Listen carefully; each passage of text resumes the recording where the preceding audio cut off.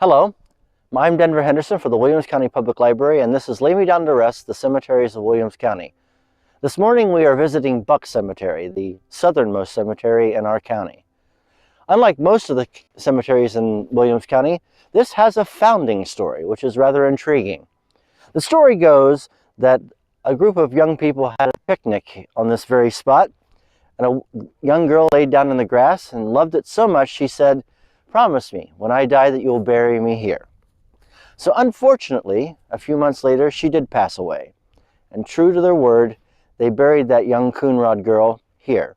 And that was the first burial in Buck Cemetery. Over the centuries, it has become the resting place for not only coonrods, but for theals and callers and 2 War of 1812 veterans.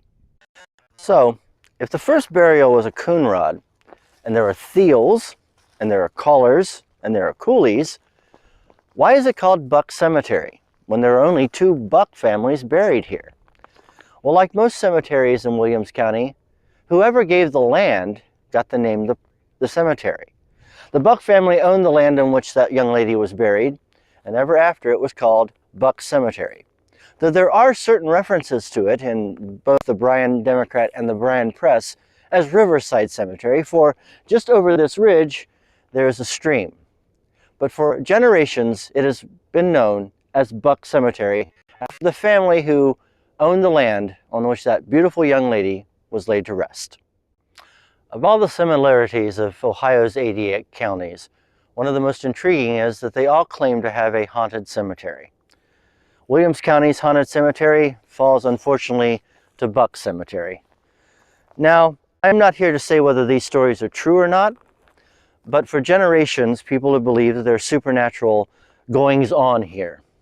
We don't particularly know when it began to have the reputation of being haunted, but we do know that one of the unfortunate side effects is that Buck Cemetery is also one of the most vandalized cemeteries in Williams County.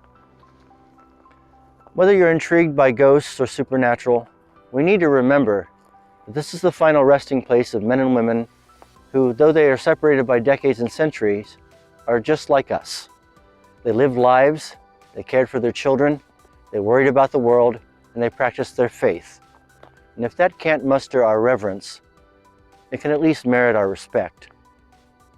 For the Williams County Public Library, I'm Denver Henderson. Stay safe, stay healthy. I bid you peace.